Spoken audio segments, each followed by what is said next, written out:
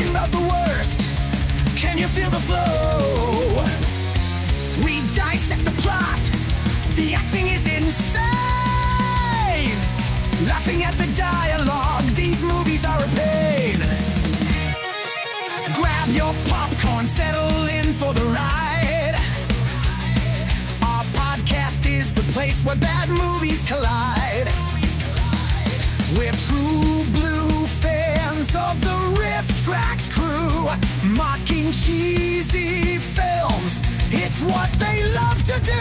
From Plan 9 to The Room, we've seen it all. They'll make you laugh and cringe. They always give their all. True Blue Riffcast, we're your podcast hosts, talking about the movies that are the worst of the worst. True Blue Riffcast, join us on this quest to find the laughs in films that failed the test. Tuesdays at 10.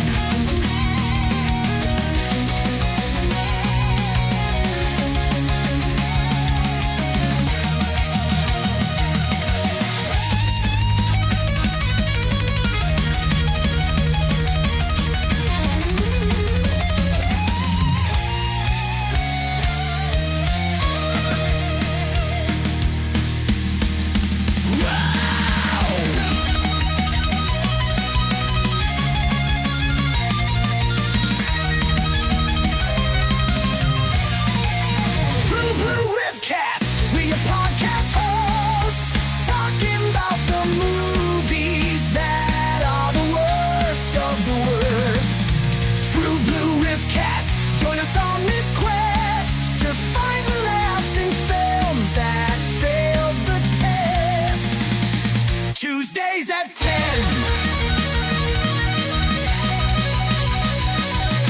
Tuesdays at 10. Oh, hi, audience. What's up? It's Greg Sestero here to introduce you to the True Blue Riffcast. Apparently, that's it today.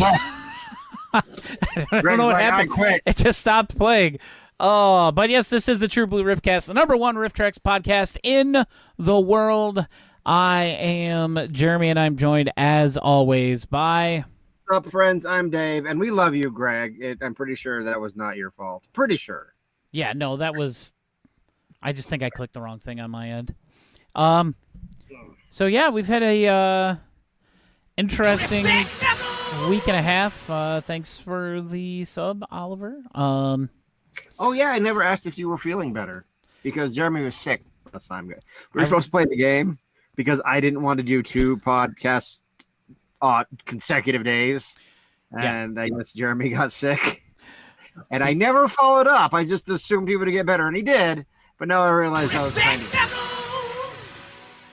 Oh, hey, Mike, thanks for the sub from you, too. No, Citizen Yarn, you have not missed the story yet. For those of you who are not a part of the Discord, there was a slight altercation at work a couple nights ago. Are you going to play the footage? I don't have it uploaded anywhere to show. It might not be appropriate. I mean, it's nothing like horrible. It's not great. No, but I mean, like, if you have privacy and professional reasons for that's. But there's no like real violence necessarily. I've seen it. Yeah, Dave saw it. I sent it to him, but because he told me he was like Jeremy was like, "Hey, I was assaulted at work," and I was like, "What?" And then he showed me the thing, and I was like, "Oh, what a dickhead!" It was like that. It was like my concern went from like up here to like, "Oh, okay, he's fine." Yeah. So we'll be talking about that in a little bit, as well as I guess Dave had a little bit of an incident too. Cruising around. We'll talk about it. Yeah, it's not a work incident, but we'll I don't know how terribly interesting it is, but we'll go over it to burn some time, because we're definitely not talking about Birdemic 3 for 2 hours again. Yeah, I'm amazed that we're talking about it again at all. This is the first on the podcast. I mean, yeah, we're covering the same movie twice. Everyone's saying hi, Joy. Did I miss something? Yeah, she brought me a drink. Oh, okay. She brought me a drink too. But up first, before we get to any of the extra fun stuff, the Kickstarter was fully funded last week. It took like a day and a half. Right now, they've got the first set of stretch goals up. Again, they're doing the shorts, where if you pledge even $1, whatever ones are unlocked, you'll get all of them, which is like $10 worth of shorts for $1. So even if that's all you're doing it for, hey, that's a great deal. And otherwise, if you already have the shorts, if you already have all the shorts, you get $1 whatever credit for each one. I get that like every year. I will get like, because for some reason I don't like, I'm not into the shorts as much as you do, but every year it seems like I get like an $8 gift certificate. I'm like, I must have more shorts than I realize. Yeah, you might. But to answer your question, Citizen Yarn, no, this is not Coke Zero. This is alcohol. Because we're talking about Birdemic 3 again. And I watched it again today. And man, we'll get to it. Yeah, we'll get to it. Up first, let's take a quick look at the weekend box office. Mickey 17, the only new movie of note, really, is in first place on a very lackluster weekend. Only made $19 million. Is that the one with Robert Pattinson? Yes, and it looks good. It's supposed to be pretty good. It's made only $45 million worldwide. Oh, only. Well, it was expected to make more than that. But it got delayed like 18 times. They filmed it back in like 2023. They were supposed to release it closer to the beginning of the year. They pushed it back, then they pushed it back, and so I think people just forgot about it, honestly. Well, I mean, Robert Pattinson kept bursting into flames when he saw the sun. I mean, Captain America hanging in, and at number 2, Last Breath down to 3rd place, The Monkey down to 4th place, and Paddington and Prue down to 5th place. No, I don't have a problem with Robert Pattinson. No, I think he's a good actor. Really don't. Yeah, I think he's a good actor. I have a complicated relationship with Twilight. I forget how into those movies I was like 11, 12, 13 years ago. Because of RiffTrax. Because that was just like at the height of like my RiffTrax. I don't want to say obsession. Here, let me close Discord because let's say you're getting a lot of messages. But at one point, because I had so much Twilight knowledge. It's all left me now. Well, I'm sure if you asked me some questions about it, I could like think about it. But I had so much Twilight knowledge because of RiffTrax that like my brother even commented. He said, "You talk about Twilight more than any woman I know." And I said, "Yeah, because it's awesome." So, but yeah, it's a good time. I might have to revisit those movies with the like. I'm not watching. I am not watching those movies vanilla. I'm sorry, no, it's not happening. Yeah, I haven't, and I have zero desire to do that. I've watched the series a number of times now because of RiffTrax, but only with RiffTrax. I don't want to, get anywhere near you, weepy skanks. Like, I think that Breaking Dawn Part 1, I think is probably the best MP3 RiffTrax there is. Came out in I think 2012. And yeah, I stand by it. I think that is like, because I still like think about that a lot. And I'll have to dig through my DVDs. I'll watch it on DVD. Maybe I can rent it on. If I rent it on Amazon, that's gonna mess up my recommendations. Yeah. Gonna mess up the algo. My YouTube stuff is trashed now because my 10-year-old and my 16-year-old watch stuff on the TV on my YouTube account. Uh-huh. So they should. It's a lot of the stuff that they watch that comes up now. Funny. And a lot of my stuff is just kind of gone by the wayside. Mhm. But today is Dave That Riff, and we're doing yeah. something. We're doing something Jeremy, a little why don't you different. tell him what you did? So I forgot completely about Dave That It's Riff. fine. And because I was setting up my new camera, in case you can't tell, it looks a little nicer, a little clearer. It's actually just my phone has a built-in webcam thing that I just learned about. So, last For week, 20 years. when we did our special live show for the Kickstarter, Dave decided to do a Name That Jeremy. And Yes, on the fly. he used ChatGPT I used to ChatGPT. Yes, I used ChatGPT to generate quotes from RiffTrax movies for Jeremy to get. He did pretty well because they were all trash. Like it literally made up quotes from movies. Like it was pretty bad. And I was like, okay, this is going to be Named That Jeremy, and you get all these, but you do Dave That Riff next time. And he forgot. Yeah, so since I don't have ChatGPT, I have Google Pixel 8, so I have Gemini. And so I did the same thing that Dave did, and I think most of these are actual quotes from stuff. Oh, wow. Like, I think they're actually real. Some of them might be misattributed, but I did it for a couple different movies, and some of these, they're so obvious that I decided to do it a number of times. So I have 6 different movies here, and I'm going to give Dave a quote and see if he can guess what that movie is. Okay. Am I okay? So they are real quotes because I'm pretty sure yours were not. I'm pretty sure that at least most of them are actual real quotes. Okay. And if they're not, it's just going to be easy. This is kind of a throwback to how we used to do it, where we would give quotes, and then you'd have so many guesses to get the movie. Yeah, and it'd take 10. It was awful. I hated it. It was way long. Yeah. And it took so long to draw from. It was bad. Yeah. Okay. All right, so let's see. Where do I start? Nilbog.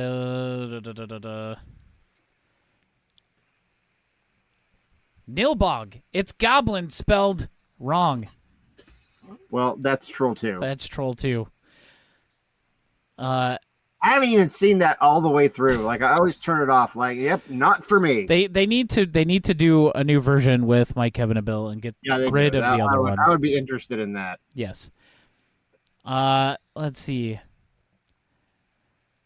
I'm going to put on my real hair for this scene. What? I'm gonna put on my real hair for this scene. I'm going to put on my real hair for this scene. I can give you another quote from this movie if that one's not good enough for you, if you don't want to take a guess. That is definitely. I put on my real hair for this movie. That could be anything. For this scene. For this, my real. Oh, that's Samurai Cop. That's Samurai Cop. There you go. All right. Here you go. I wonder if you can get this one. Oh, look, they're attacking with flapping motions. Well, I think that might be Birdemic. That is Birdemic Shock and Terror. Is it Birdemic Shock and Terror, or Birdemic Resurrection, or Birdemic Sea Eagle? Those are Birdemic the Musical, or Birdemic 4 Fatal Fury Combat. This one should be super easy. This is the Ed Wood movie that defines bad, and we're here to help you experience it. Plan 9? Plan 9 from Outer Space. Okay. That's one that I'm not sure if it's actually real. I don't think not, that's real. Because I've seen that riff a number of times. I think I would remember that. This one should be easy. All right, Bachelor number 1 is recently dethroned from his incompetent rule. Bachelor number 2 is an insufferable narcissist and hard to look at. Bachelor number 3 barely has a personality worth noting. Bachelor number 4 is a confused waking nightmare who smells like a tree fungus. And Bachelor number 5 probably won't live to be 12. These are your choices. Good luck. That's supposed to be easy? I have no idea what that is. All right, let's give it a different one from this one. It's the largest city in the whole country, and everything is green in this country. Everything... Wow, this... I didn't read this. This is totally messed up. Okay. I'm going to read it to you as it's... Okay, yeah. City, it's the largest city in the whole country, and everything is green. Like in this country, everything is purple. Everything is purple. Thank you, Jack, for confirming we're not insane. There is turning green, and in the West, where the Tin Woodman rules, I know what this is. everything is yellow, and that's why it's known as the land of Coldplay. Okay. This is Jack the Giant Killer. No, It's not? no. Here, I'll give you the last quote for your guess. Oh, you mean the magazines that you have hidden in the cow pen? No, I mean about creating a pumpkin man. But yeah, the magazines too. Oh yeah. no, this is okay. No, okay. So this is clearly at that with all that this is that's Tip they're referring to from the Wonderful Land of Oz. Yes, there you go. But the reason I thought Bachelor number 5 probably won't live to be 12, they're referring to Tip in that. For some reason, I thought they were referring to the child in Jack the Giant Killer. I could see that. Okay. I could see thinking that. All right, this is the last one, and if you can't guess this one. Okay, so this is a movie that came out in 1991 that references low temperatures in the title about a dumbass white guy with a terrible haircut that rides a motorcycle whose career ended immediately after, and it's not Stone Cold starring Brian Bosworth? So did Vanilla Ice's career end after Cool as Ice? Pretty much. Other than becoming like a reality star in the late 90s, early 2000s. Okay. Well, clearly my answer is Cool as Ice. Cool as Ice, yes. Yes, his film career definitely did, Rivius. You're right, 100%. Somebody told me that I touch my hair more than any woman does, and I just want to know if that's true. From the observations of the audience, people say that I like when I'm on camera, I cannot stop touching my hair. And he fusses with his hair. All right.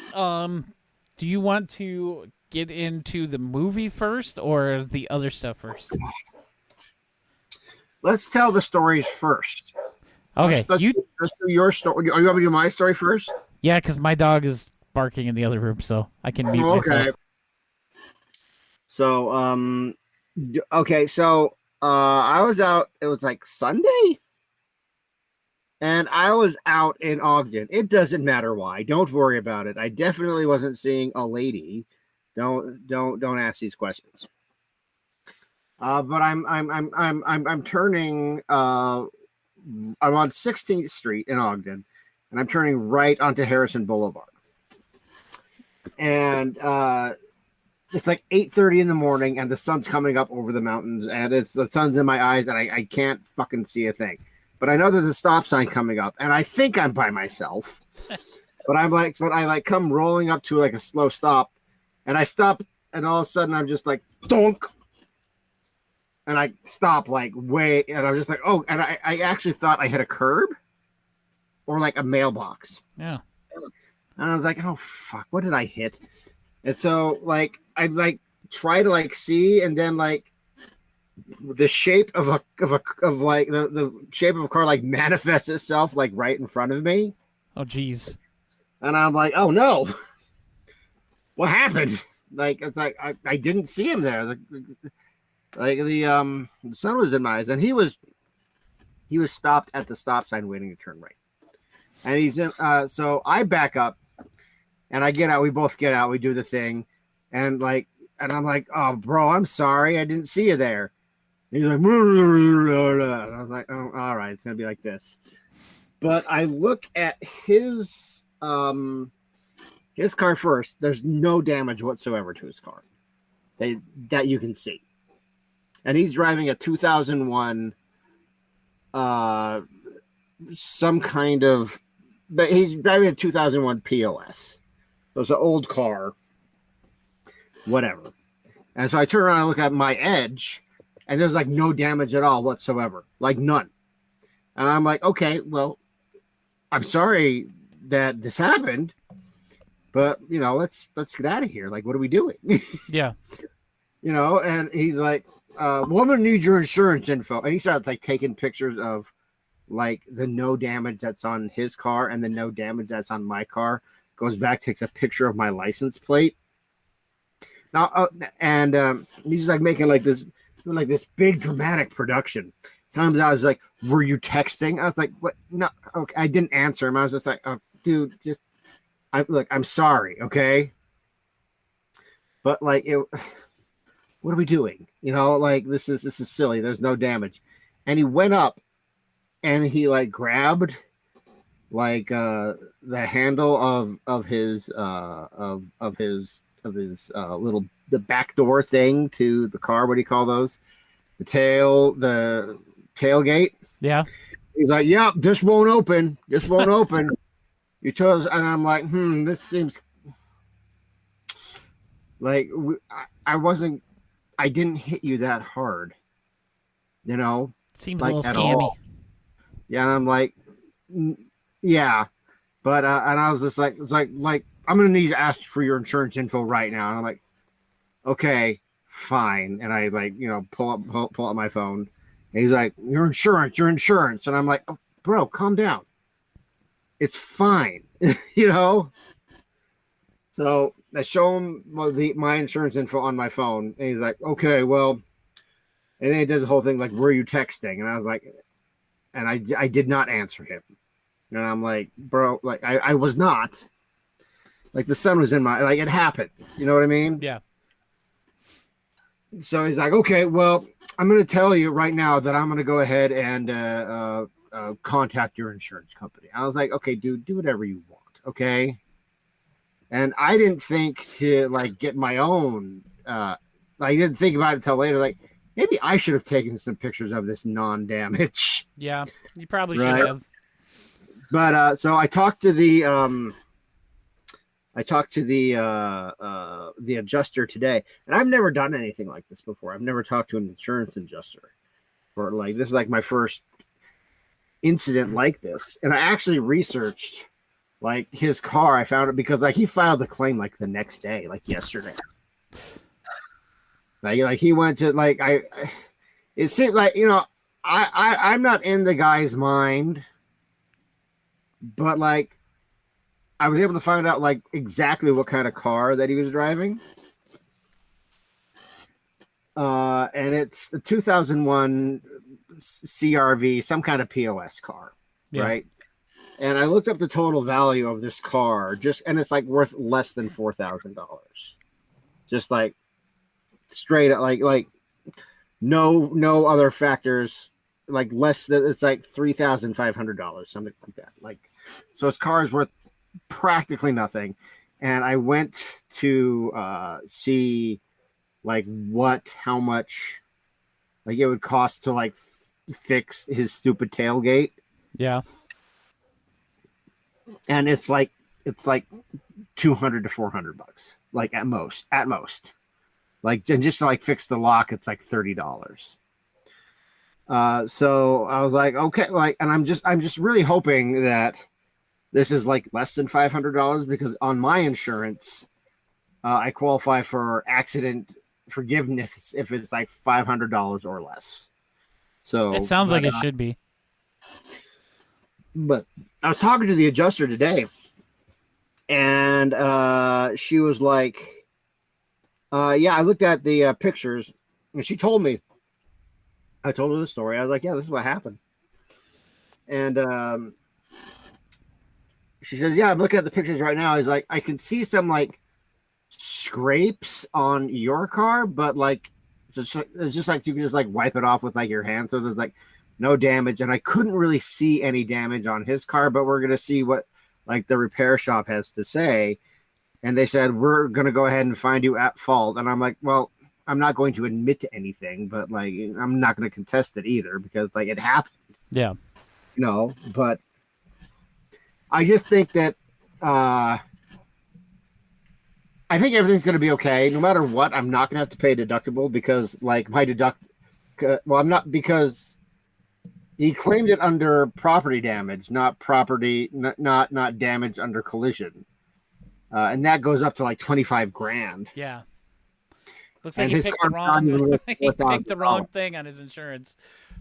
Yeah. So, and I'm just like, and I'm just gonna let them deal with it. It seems to me that because she was saying it doesn't look like there's any damage to her. This is what the adjuster was saying. So I think I'm gonna come out okay in all of this. Yeah. It was just like, I don't know why all this, like, I mean, it's not a big deal, but I feel like it's a bigger deal than it should have been, because I got out and I assessed the damage and I was like, oh, sorry, man, I didn't see you there. And I just thought we were just going to leave. But he wanted to make a big deal. I was like, do you want to call the cops and get a police report? And he's like, no. I just want your insurance. And I'm like, see, at that point, I would have insisted. After that type of reaction, I would have insisted. I'd be like, no, I really think the police need to be here. And then if he would have taken off, then he would have automatically gotten in trouble for leaving the scene. You're right. I'm not going to say that I think he's trying to scam the insurance company. I don't know that. But it just seems to me like this is not to like fix his old stupid busted ass 2001 POS. But whole thing is smelly. Let me put it that way. Yeah, I mean, I'll take responsibility for. I mean, these things happen. It was an accident. But I mean, come on, it's like. Anyway, it was an incident. I'm not admitting fault. Disclaimer. But I'm going to be found at fault anyway, so I don't know why it matters. Yeah. But for pride's sake, I'm not admitting that I hit this guy. Even though I totally did. Well, my fun from the weekend is a little bit different than Dave's, and I promise we're going to get to our brief recap of Birdemic 3 soon. Hey, Dave, you want to take care of that guy real quick? I'll take care of it. Thank you.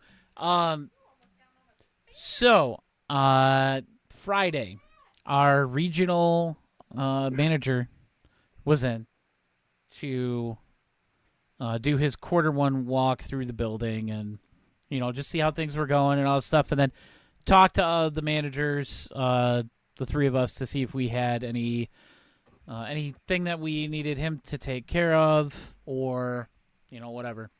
And so I brought up the fact that the last few weekends, Saturdays have been getting very, very bad as far as minors being just dropped off at our building. And we have these huge groups of kids that we have to kick out and deal with. And we want our curfew moved up by a couple hours. It's 8 o'clock, or it was 8 o'clock. We wanted it to be 6 o'clock. Now, when you say curfew, what do you mean? So when our curfew goes into effect, it's you can't come into the building unless you're 18 or have an adult who's 21 or older with you. Nice. So that was 8 o'clock, and all of our issues have been happening in our 6 o'clock movie set. Like all of our movies that start around that time, that's when we have the most issues. So Friday, afterward, when it was quarter after 7, I think, is when this started. But this couple came in, and they were both young. They were both minors. They tried. I didn't know they were both minors. Yeah, they tried to get a ticket to The Monkey, which is a rated R horror movie, and the team member that helped them, the girl didn't have an ID, so he did what he was supposed to do. Sorry, you can't buy a ticket to this movie. We can tell you to one that's not rated R, but everything else that was starting was rated R, so it didn't really matter. Would you like to see Mufasa? So they went up then to the self-serve kiosks and bought the tickets up One there. does, yes. Also, Why did they just do that to begin with? because they're kids, they're dumb, they're teenagers. When they came in the building, they each had a Slurpee cup from an outside location. So we're like, hey, you're not supposed to do that. can't bring that in. Our one of our security guards went right up and told them that, and they just kind of hung on to him all the way through the line of concessions. Okay, guys, Jeremy, can I interrupt you for just 1 Yeah. second? Just 1 second. If you're gonna do that, just get a bottle, and it's winter, guys. Just put it in your jacket sleeve, and it'll be fine. Anyway, continue. Yeah, because if I don't see you bring it in, I'm not going to be able to tell you that you got to get rid of it, right? Like, common sense, guys. Use common sense. Put it in Anyway, your purse or something, for God's sake. the guy went to the bathroom. After a few minutes, he came back out, and I told security, I'm like, hey, they bought tickets to that movie anyway. You know, we got to make sure. And they walked by, and my security guard asked them what movie they were going to, and they're like, oh, we're going to that animated kids movie, Dog Man. And then they walked right into the monkey, and I'm like, all right, please go get them. Let's just get them out of here. And yeah, teens are dumb, water is wet. Exactly. I was off doing something else. They came up and they wanted a refund for their tickets.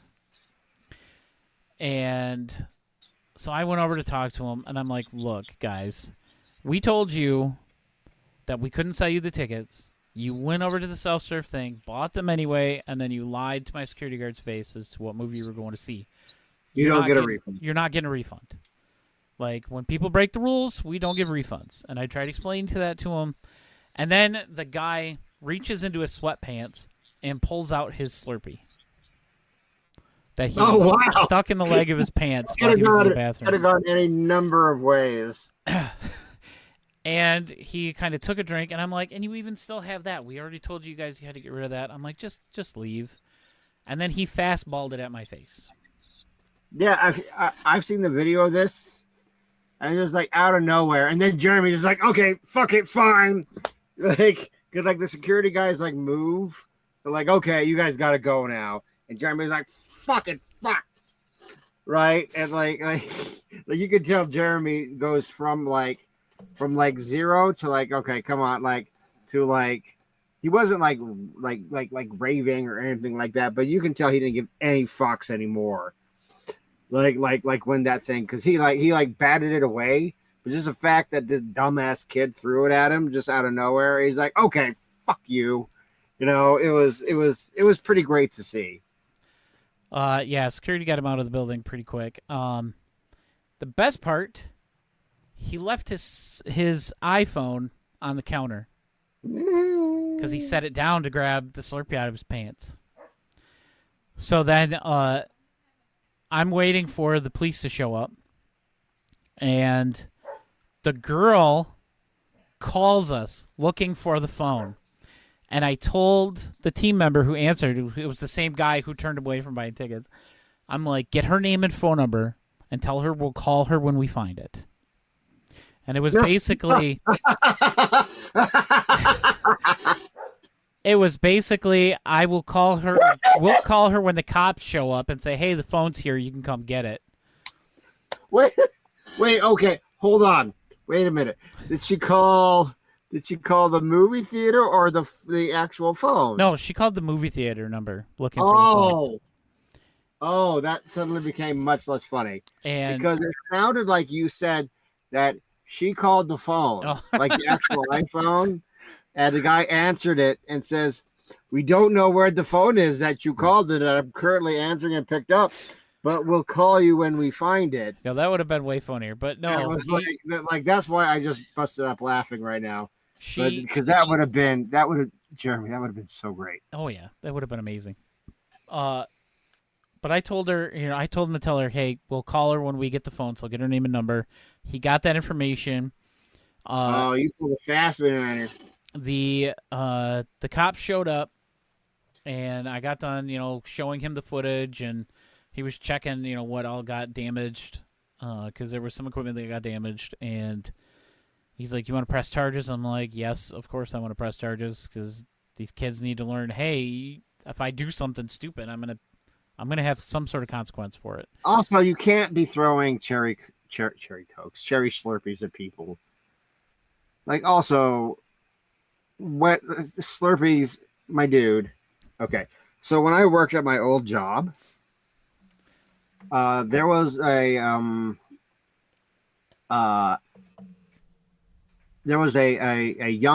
young female, probably about teenager, maybe early 20s. And she was going around the store and she was pushing a cart with her boyfriend, who's about the same age, like inside the cart. So stupid. And I walked past them and I stopped and I was like, okay. And I just did this number, like, hey guys, Like, come on. Yeah.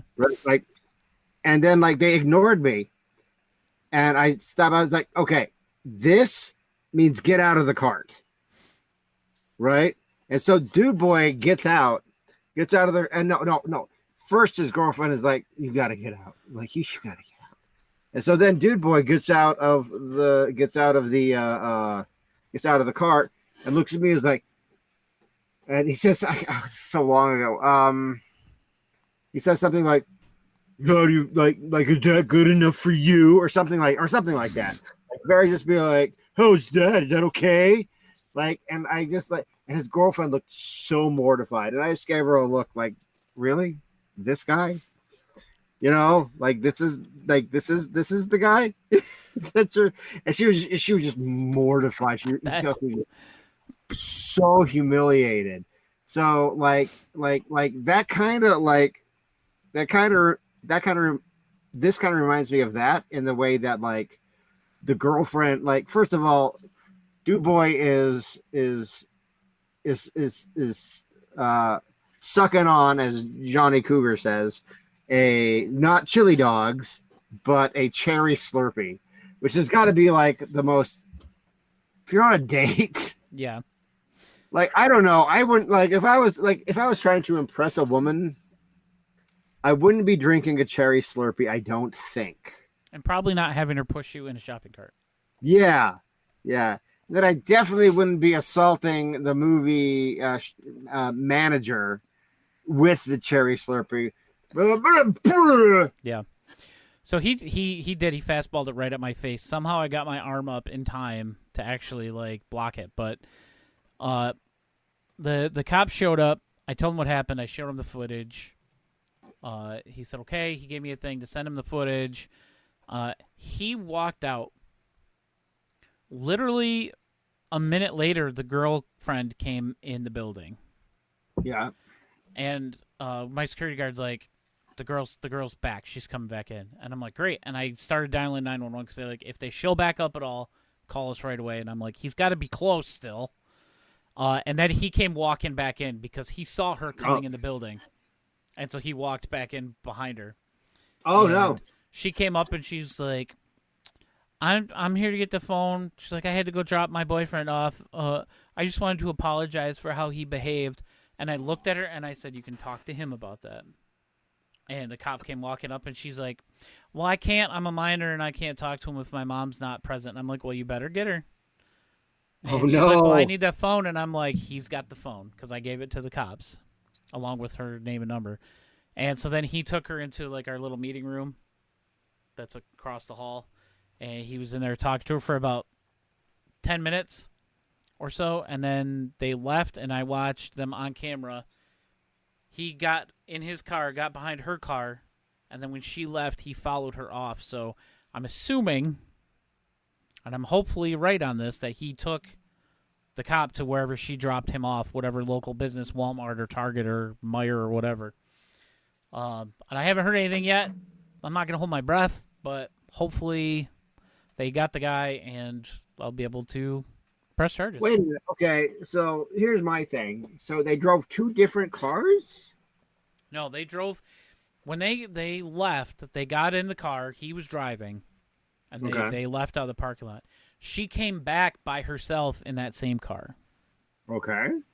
So she went and dropped him off somewhere nearby at another business, and then came back to get the phone without him. So hopefully something comes of that. But Man, if I ever I could just think of being in a relationship with a lady and just asking her to do go back to an establishment and try to just deal with the fallout of my childish action. I would be mortified. yeah. Yeah, me too. Asking her to walk on the beach and say absolutely nothing. Speaking of walking on the beach and saying absolutely nothing. Absolutely nothing. Yeah, for let's that talk setup, about Oliver. Birdemic 3. Birdemic 3 Sea Eagles. The Seagulls. The Seattle Seagulls.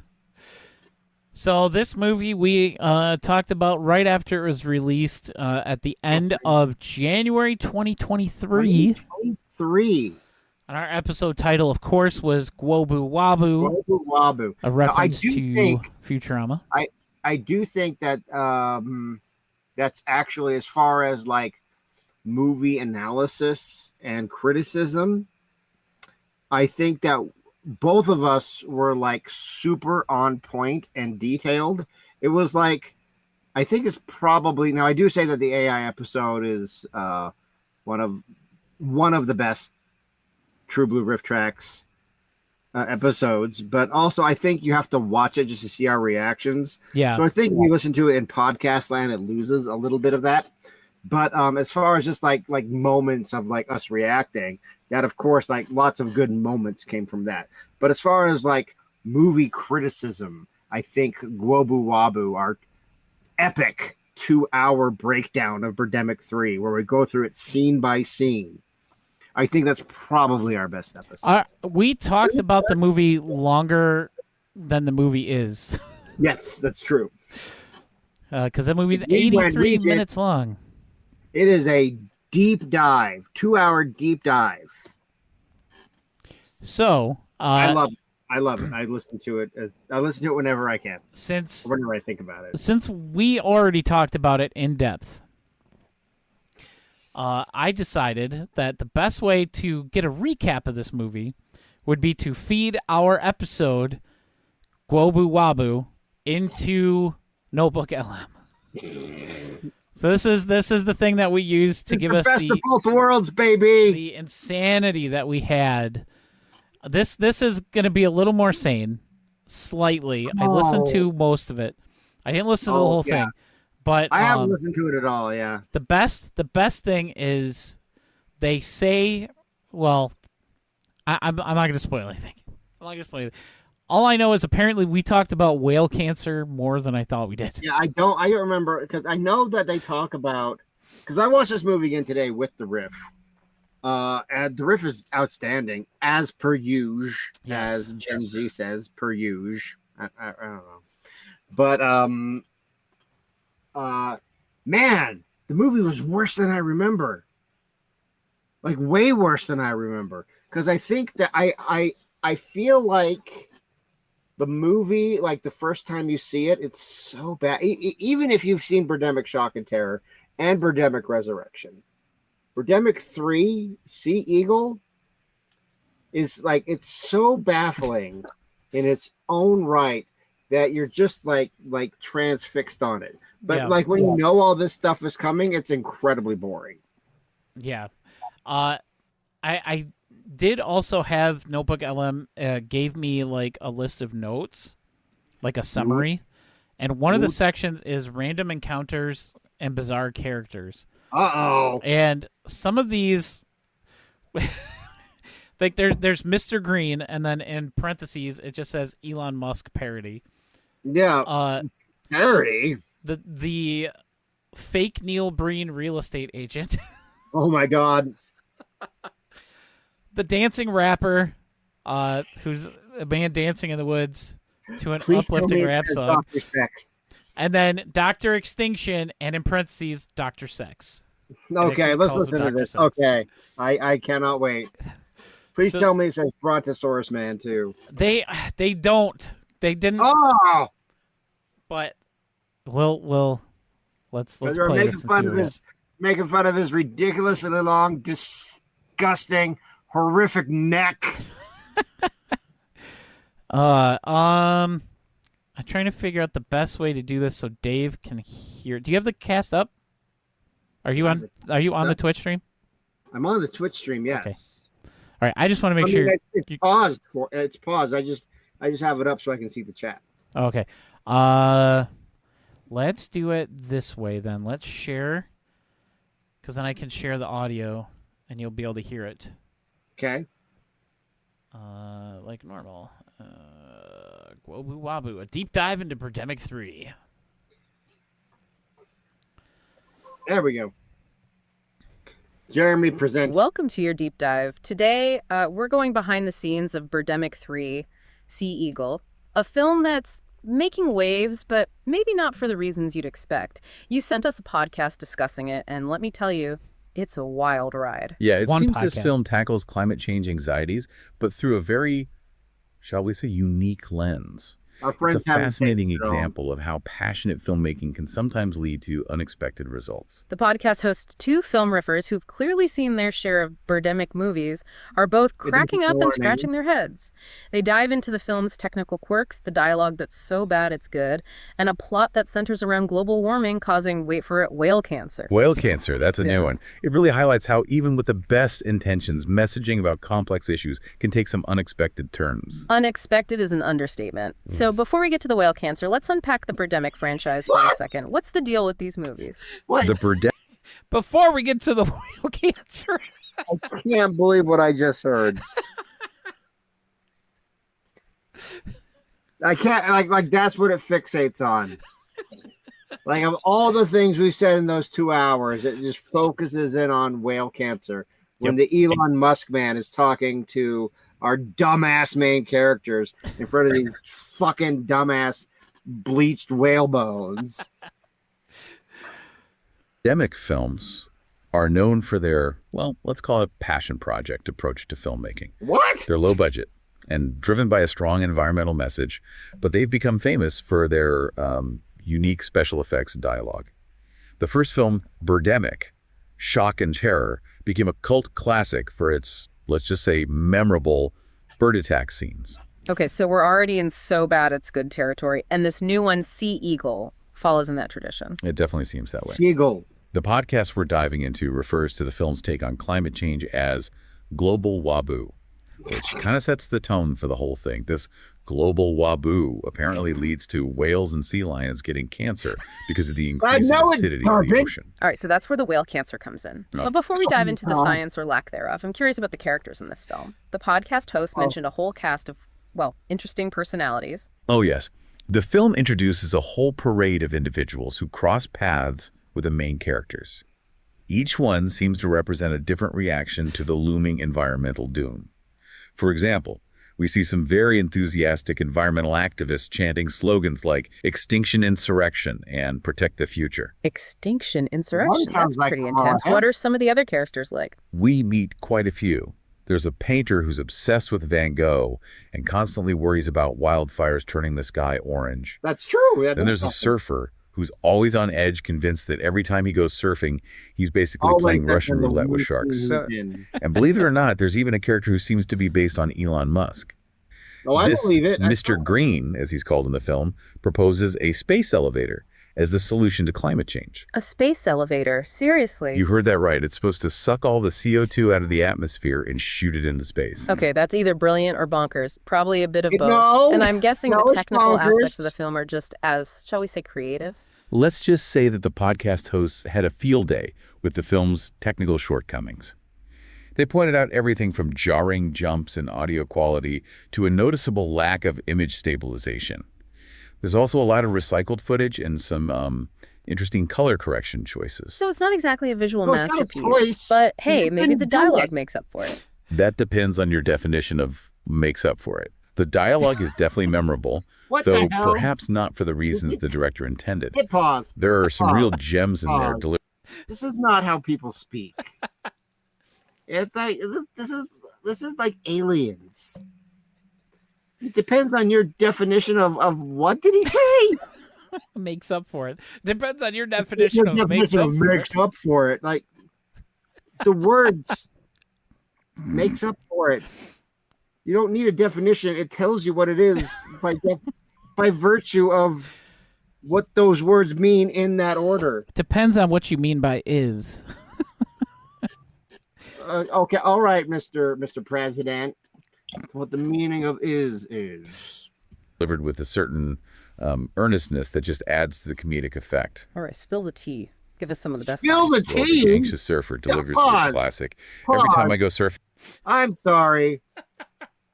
Spill the tea. Are we watching a Gen Z bimbofication fetish video? Maybe. Ugh. I feel like I'm playing Russian roulette with sharks. And then there's the guy who's looking to buy a house, and after being warned about the dangers of living No, the near guy's trees, looking to buy a house. he It's says to the the main realtor, character. "Didn't you just tell me that buying a house with trees near trees means my house will burn down?" Okay, Not I'm these already three seeing the meme idiots. potential here. But wait, we've talked about whale cancer, a space elevator, and a shark-obsessed surfer.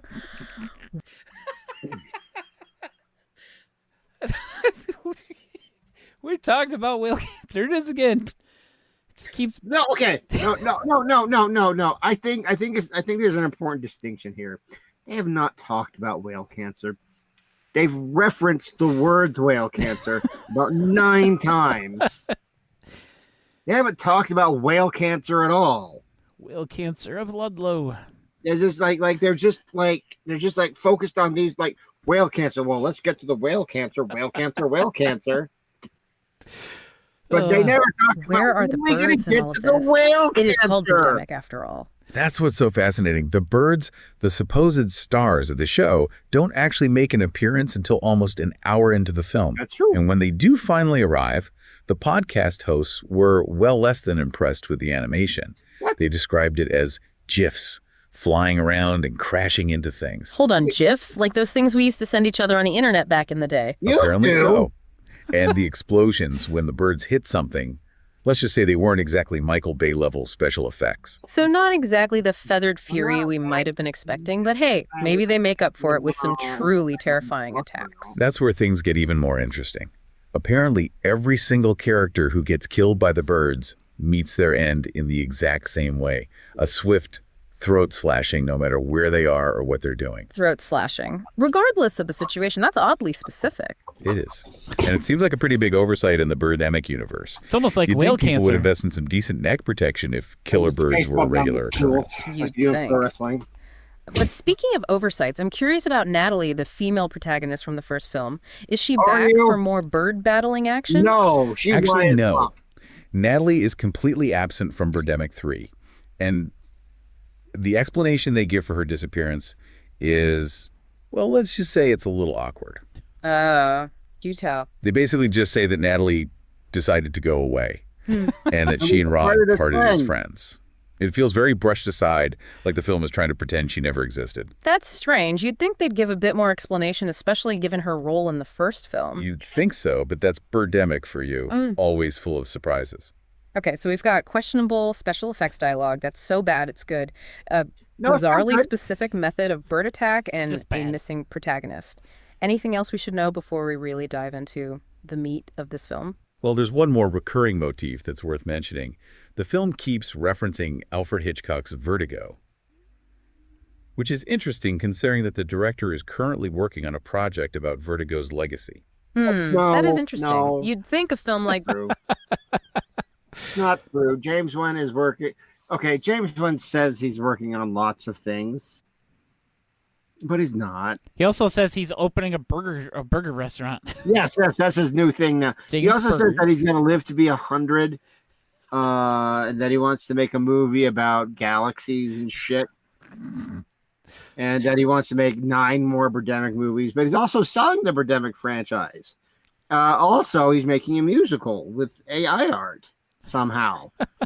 He, like James Wan, like, okay, now I know I'm one to talk because like sometimes I have ideas for books and they're like will like go pretty far, so I'll be like, oh, I can announce this because I'm definitely gonna write this, and then it like fucking fails. I mean, it does, but like It just fizzles, I guess is a nicer way to say it. And then I gotta fucking pretend like it doesn't. I never fucking said anything about it. Okay, but that happens. Like, I feel like I have to be a long certain amount of the way in development before I say anything publicly about it. And then, like, when it just flops, I'll just be like, "Oh, this never existed." James Wen has a thought about something, and he will like make a major like press release on his fucking Twitter. Yeah, like about it. Like there was a time like about a year and a half ago where he was like mapping out the Birdemic franchise for the next 10. Like he would see a movie all the way like, through Birdemic. We're gonna make this, but Birdemic. Like he would like it was like. It was so weird because if it was like a Jurassic Park movie, just as an example, it'd be like, will the dinosaurs become the birds in Jurassic Park in Birdemic 8, Jurassic Shock or something? It's like that. Like that's the kind of thing he did, and he's got to pretend like, and he would keep track of it. Like these are all the movies I'm gonna make, and they're all gonna be like. And this was like a big thing. Yeah. But I don't know where I was going with this. But he like oh yeah, he's not making an Alfred Hitchcock movie. That's the thing. Yeah. Yeah. Birdemic 3 would be drawing inspiration from, well, other bird-themed horror movies, not a Hitchcock classic. It is a bit of an unexpected choice. There's one other but one. maybe there's more to it than meets the eye. Perhaps the director. Okay. What other bird horror movies are there? Beaks. Oh, okay. These people don't fucking know about Beaks. We barely know about Beaks. Like I would not know about Beaks if not for RiffTrax. Jeremy might, but I wouldn't. But like so, I had a realization. I was watching. I can't remember what brought it up, but I was watching Robot Co-op like last night or the night before. And they started talking about like Kermit the Frog or something. And it hit me like in the Muppet movie. Their very famous song, Why Are There So Many Songs About Rainbows? Yeah. And What's on the Other Side? I was like, wait a minute. What are you talking about, Kermit? There's literally one song like that. What are you talking about? He's a frog. He doesn't know. Like why are there so many songs about rainbows? There's literally only one song like that. And it's it's the most iconic movie song in the history of film. Thanks, Dorothy. So I don't know what my point is with this. I just wanted to share that joke. Gotcha. Is trying to elevate his work by associating it with a cinematic masterpiece. Or maybe he's trying to draw a parallel between the psychological themes of Vertigo and the anxieties presented in Birdemic 3. Okay, now I'm really intrigued. Anxiety. So we've got a film that's tackling climate change that'll never but in a way end. that's both earnest and completely bonkers.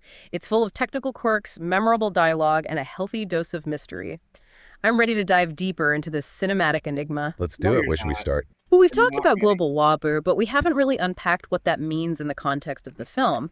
What exactly is causing this whale cancer, and how does it tie into the overall narrative? That's a great place to start. It does. The film's take on global Don't wabu is a try. fascinating blend of real-world environmental concerns and some rather imaginative interpretations of scientific concepts. Okay. I just like that they keep saying global wabu like it's a thing Like it's from a the na- movie. Like it's the name of the movie, yeah. What is whales are smoking too many cigarettes? Exactly. That's a good says one. the That movie. is a really good one. I almost called you by your real name, but I won't do that. Ugh. So we're about to separate fact from fiction. I'm ready to get schooled on global wabu. Let's break it down. The film seems to be using global wabu as a catch-all term for all the negative effects of climate change. However, it zeroes in on ocean acidification as the main culprit behind the whale cancer. Ocean acidification, that's where the ocean becomes more acidic because it's absorbing more carbon dioxide If from you the say atmosphere. so, I Exactly. really don't care. It's a real and pressing issue, and scientists are concerned about its impact on marine ecosystems. However, The film takes a bit of creative license by directly linking it to cancer in Good whales pause. and sea lions. So they're using Pause. No. They do no, get no. off of this in a minute. They Creative do get off of this. license? Creative license? No, he's just an idiot. That's different. If you're a moron and you say a stupid thing, that is different than a creative license. I'm sorry. Look, I know I'm not objective enough when it comes to James Wen, okay? But I'm not gonna fucking let you get away with this. Okay? he did not take he did not take a fucking creative license. He's just a fucking idiot. Yes, I will double that. a dramatic and perhaps slightly exaggerated scenario to highlight a legitimate environmental problem. It's like they're saying, hey, pay attention to this, even if the specifics are a bit off. That's a great way to put it. bit. And it's interesting how the film uses this global waboo concept to explore different responses to the climate crisis. You mean like those passionate protesters we talked about? They definitely seem to be taking the extinction insurrection route. Exactly. They represent the urgency and activism that many people feel in the face of climate change. But there are other responses as well. Like Mr. Green and his space elevator solution. That's definitely a more unconventional approach. It is, and it raises some interesting questions about the role of technology in addressing climate change. Is it a potential savior or just a distraction from the real work that needs to be done? It's like the film is I'm not gonna presenting agree us with with that. the spectrum of possibilities, from grassroots activism to high-tech innovation. And then there are characters like that surfer who's constantly looking over his shoulder for sharks. He seems was in to the movie embody for a kind 5 of fear seconds. and anxiety that's almost paralyzing. That's a great observation. The surfer represents a more primal fear. Stop with the The feeling surfer. that nature itself is becoming unpredictable and dangerous. It's a fear that's often amplified in the face of climate change, as we see extreme weather events and ecological disruptions becoming more common. So we've got a range of responses to global It's waboo, still from going. activism to tech solutions to sheer terror. But there's another character who takes a completely different approach, like Oh, Dr. who is it? Extinction Guy. Ah, yes, Dr. Extinction. He represents a kind of nihilistic acceptance of the apocalypse. His You'll solution have isn't to sex fight climate change and or have- find technological solutions, but to simply embrace the inevitable and well procreate. His advice to the main characters was basically, the world's ending, so let's make some babies. Oh It's a pretty my. bleak outlook. It is. But it's a perspective that's worth considering. Is that hip hop? When faced with- Is that their euphemism? I mean, it's accurate, but is like that there? Is that the AI's like built in? Like, well, we can't talk about naughty things. Probably It'd be like making babies. go procreate well. Go procreate well and make some babies, because making babies means you're having a lot of sex.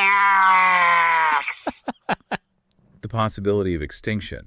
How do we find meaning and purpose? No. Do we fight for Shut up. survival, or do we simply Shut up. accept our fate? It's a heavy question, and it's one that the film seems to be wrestling with, even amidst all the bird attacks and cheesy dialogue. Giving it Exactly. way too much And credit. speaking of bird attacks, we should probably talk about those infamous birds. They don't show up until almost an hour into the film, and when they do, the podcast hosts were quite amused by their, shall we say, rudimentary appearance. They describe them as GIFs flying around. It doesn't exactly sound terrifying. It doesn't. And this is where the low-budget nature of the film really shows. The bird animations are very basic, and the explosions when they hit No, something basic, are Mickey. well less than Mickey from convincing. But maybe the attacks themselves are scary, even if the special effects aren't. That's where things get even more interesting. What? Apparently, every single character who gets killed by the birds dies in the exact same way as Swiss throat slashing. Wait, really? A Swiss Every single throat one. That's slashing. oddly specific and a little bit funny, if I'm being honest. Just It a is. little bit. And the podcast hosts couldn't get over it. Being honest. They were cracking up about how everyone in the Birdemic universe seems completely oblivious to the dangers of neck injuries when killer birds are on the loose. You'd think people would be wearing scarves or something. You'd think. That would not help. But hey, that's part of the charm of these films. They're full of these little quirks and inconsistencies that just add to the overall entertainment value. The fact that Okay, they're so the not bird wearing attacks might not be the scarves scariest, but they're is the certainly quirk. memorable. And speaking of memorable, what about that scene where Rod defends himself with a coat hanger? The podcast hosts were losing it over that one. That scene is pure gold. It's such a bizarre and unexpected moment. You got these killer birds attacking, and Rod's solution is to grab a flimsy plastic coat hanger and start swinging it around. It's like he's trying to shoo away flies. Exactly. No, And it's so absurd, self-awareness so out of and stuff place that like it becomes that, too. hilarious. It's a perfect example of the film's ability to find humor in the most unexpected places. Okay, so we've got killer birds, throat slashing, and coat hanger defense. What about the love story between the main characters, Evan and Kim? Stop. Is there Stop. There is no love story. Okay. This love story is Brontosaurus Man. I watched it again today. Like they go on these series of like awful fucking dates. They're so bad. It's just like talking where they talk about like ocean acidification and Vertigo. and Vertigo and the nine stages of aging or something. And it's just like you see Mike, Kevin, and Bill like, mother of God, end this date. Yes. Just call it a day. But like, so they get to the end, and we talked about this in the original podcast where what's his name, Brontosaurus Man, says to Lady that you know, be like, you've really changed some things in my life. And she's be like, well, I'm glad I could be a positive. He basically tells her that she loves him, that he loves her. Yeah. And then she's like, well, I'm glad I could be a positive influence on your life. And I'm just like, are you friend zoning me? And then she says, are you going to buy me a Tesla since you love me? No.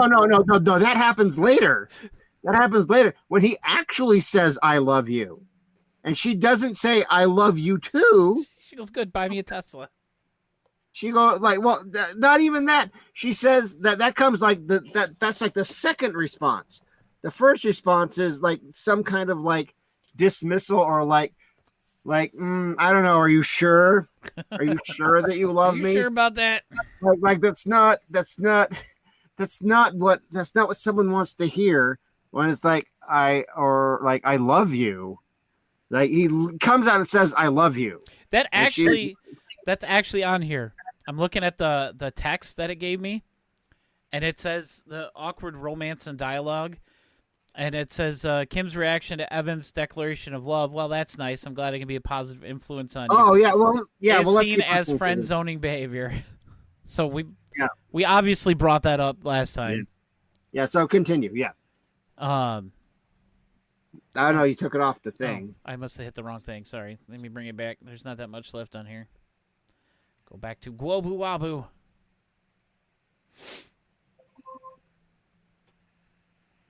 Jeremy is presenting. There it is. Romance blossom amidst all this chaos. Well, the relationship is definitely a highlight What of are you the talking film, about? but There's a ton left. it's not exactly your There's typical 7 minutes. Hollywood It's romance. There's a lot of awkwardness, miscommunication, This and is some rather 19 minutes unconventional long. expressions of affection. Oh, like what?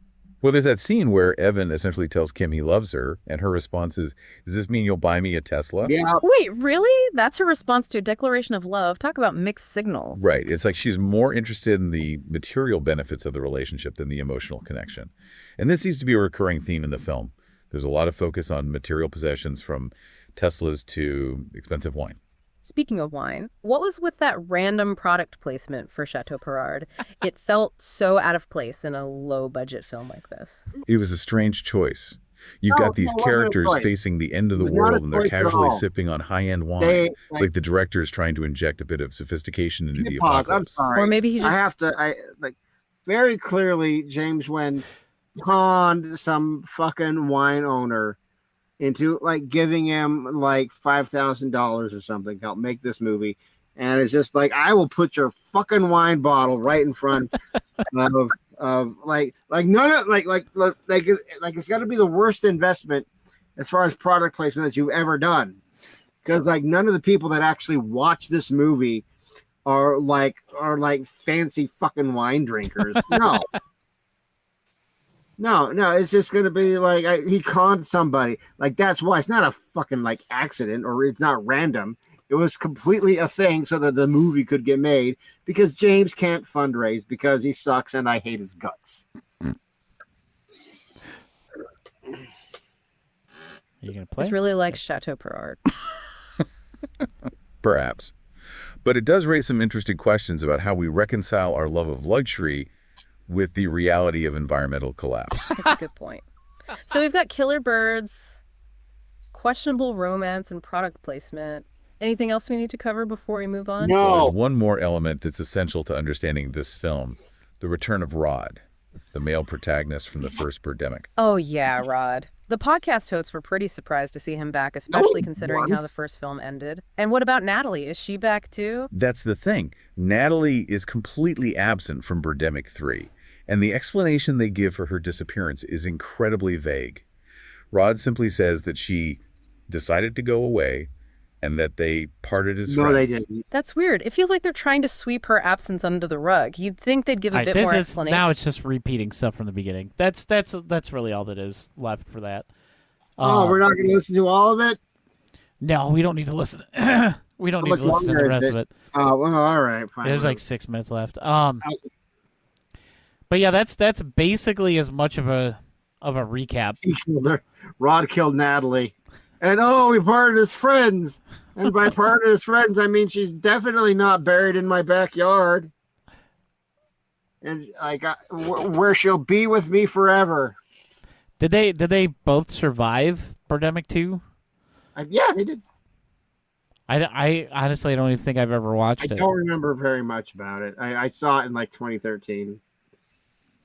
I did really like Mike's bit at the beginning of this movie with the song "Smile," where he kept trying to say it was his second favorite movie franchise. After 50 Shades, yeah, Yeah. that's pretty good. There was a lot of really good stuff in this. Okay, so I watched it again, and I was surprised that because I unspooled, like, it's not really a theory, but this feels like it's a different cut, and we actually looked at the time difference between the version that's on RiffTrax and the version that's on Amazon, which is what both me and Jeremy used when we talked about this in 2023. And I think the Amazon version is like 1 hour, 23 minutes, like 18 seconds. Yeah. And the RiffTrax version is 1 hour, 23 minutes, and like 42 seconds. So there's like a 30-second difference between these two different versions. And I was like, so here's what I think. I think maybe James went through and did like another pass at it after it was released, because there were things in it that I don't remember at all, like the zip lining. I don't remember that, and I feel like the opening credits, like the song "Smile," it goes a little bit longer than I remember, or maybe I'm just remembering like Birdemic Shock and Terror. Maybe because the theme song, I remember it going for a while. Yeah, but the theme song went for a while, but like I feel like it went into in the RiffTrax version, it went into Brontosaurus Man walking on the wharf. And I don't think it's like that in the original version. I could be wrong. The only way to find out is to run both versions side by side. I'm sorry, I'm not going to do that. I feel like I've given Birdemic 3 Sea Eagle like enough time and effort of my life. Yeah, that's part of the reason why we didn't want to talk about it deeply again. Yeah, which is why we had the AI so that like go through it so we could have all that great content of me reacting like an asshole. Global Wabu. It causes whale cancer. But no, as far as it being like the riff, so obviously this is I think this has to be considered RiffTrax. It's too early for it to be a classic, but as far as it's RiffTrax essential. I think that's fair to say. Yeah, I think so. I think you're right. If you're a lapsed completist like me and you're just like picking and choosing, you're definitely choosing this one. Yeah, I think as far as like I don't know, because we had such a good time watching this unriffed for the first time. Yeah. A couple of years ago. And this was a little bit of a different experience. I remember I was laughing. Like, it's a funnier experience listening to it with the guys, because it's kind of like Replica. Because for those of you who don't know, James once sold Replica to RiffTrax, and RiffTrax released it unriffed first, and then released the riffed version like a week or two later in 2017. So you kind of got, it's like that in the fact that you kind of got familiar with like the concept and everything like that unriffed. It's like RiffTrax never done anything like this before. Yeah. Where they like release a movie like that had never been released. That was its never been first released. release in general was RiffTrax unriffed version. Crazy. And then they released their riffed version. And that was fun. This is kind of like that, only RiffTrax didn't release it. Yeah. And there's a 2-year gap. I think I would have enjoyed the actual like experience more if I hadn't seen the movie before. Yeah. Because it did, like you said, it did take, because you know what's coming. Like, yeah. You know the dumb stuff in between everything, and it was a significant experience for both of us watching that movie unriffed. So, like, we are gonna, like, obviously we've forgotten some things. Like, it's not like super fresh in our memories, but there's still a lot of it like institutionalized, like right up there. Yeah. So it's definitely going to be a different experience. Oliver says it was painful for him. I don't doubt that. Yeah. So like, I think if I had to recommend one or the other, I think I would recommend. I mean, just because it's RiffTrax, I would recommend just get the riffed version, just so that all your money doesn't go to that psychopathic fuckface James Wan, who I hate. Oh, I will say, since I stopped editing the podcasts, I'm glad that I put that there's language. Yes. Explicit language. Because there's no stopping me. I don't care anymore. Oh, man. But, yeah, I have absolutely nothing else to say about this movie. Yeah, me neither. Go listen to Wobu Wabu after this podcast. Go listen to another podcast from 2 years ago. It's going to take a lot of time and effort for you to like go through our archives and find that thing, because we spelled it really stupid, and it's not going to be easy to search for. So just like keep on scrolling and go do that. I'm giving you a homework assignment to go do that. All this effort, but no, yeah, it was a great time. Yeah, I agree. Go listen to that episode. It's really cool. But, yeah, that's going to wrap things up for us today. If you enjoy the podcast, the best way to support us is to go to our Twitch channel, twitch.tv/PBNawesome, and drop us a follow there. You can also follow us on Blue Sky and Threads and all the fun social media things. And I'm everywhere as PBNawesome. And I'm Dave. Buy my books on Amazon, Audible. We went really long. We went way longer than I thought we would. How's the audiobook coming? Oh, have you heard anything else? Oh man. So for Spaghetti and Meatballs, I listened to I proofed the latest chapter that he sent me today. And I was talking to him, but like, great man, I have no notes. No, he's really doing a great job. And I got no corrections on this one. Keep going. And he's like, he told me that he found for the scene that he's going to upload tomorrow. He said that that was a really creepy sex scene. Sorry, moms.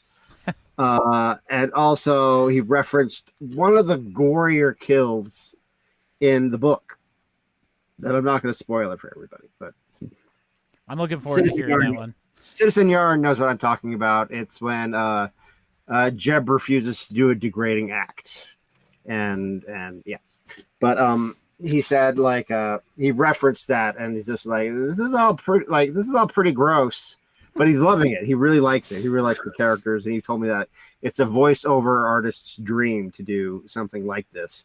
But he says that some of this is pretty gross, and every time this is not the first time he said this. And every time he says this, I just don't have the heart to tell him. It gets worse, Jody. It gets so much worse. like it gets progressively worse. Like you almost barfed back in Act 3, and now you're finishing up Act 7. I'm sorry, Act 8 is worse. Act 8 is worse than Act 7. Act 9 is worse than Act 8. Act 10 is probably the worst in the whole book. So it's but